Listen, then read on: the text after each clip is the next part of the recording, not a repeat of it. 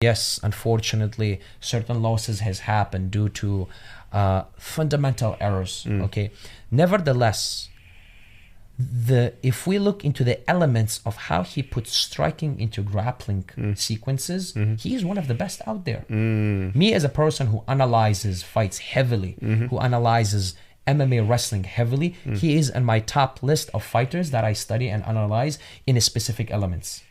Wow. And you're saying he's one of the best? One of the best. In a way, how he puts his sequences from striking to takedowns, how he puts the takedowns together.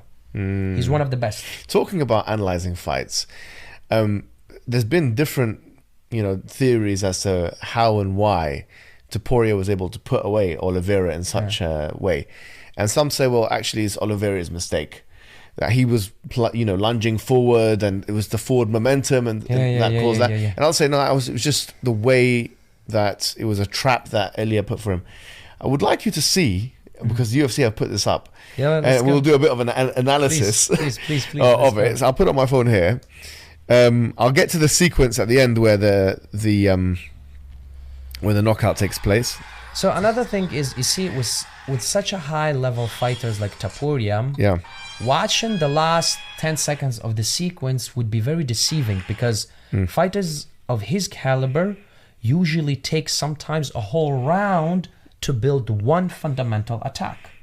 Okay. So when I watched that sequence, when I watched what happened with Elia and Oliveira, I had some flashbacks from some of my striking coaches back in New Jersey, how that combo that he did was preconditioned 2 minutes before. Really? Yes, everything he has done before that knockout led him to this. That was the result of the work he has done about 2 minutes or 90 seconds before that knockout happened. And that's actually one of the things that John Danaher used to emphasize on us a lot. Every time he would give me a name of the fighter to watch, he would always make sure to remind me, do not watch the highlights, watch 3 minutes before, 3 moves before, 3 rounds before the final act. Because there was that grappling exchange they had as well. Here we go. And he tried to put in a heel hook position. He failed that. Here we go. We're building it. Yeah. How they started the fight, the dynamic that they started with, how he made him feel. To be honest, even psychologically, Charles Oliveira didn't look confident. Exactly. He looked a bit nervous. Things went off rhythm. Things went off rhythm. Really, what makes a great fighter is the ability to impose his rhythm, his distance, and his pace on his opponent.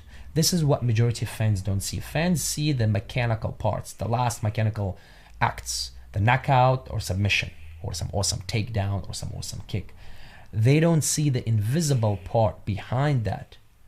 The management of the distance, the hazardness a fighter makes about himself, the feeling that he forces his opponent to take. Would you say that you could summarize all this into the psychological component?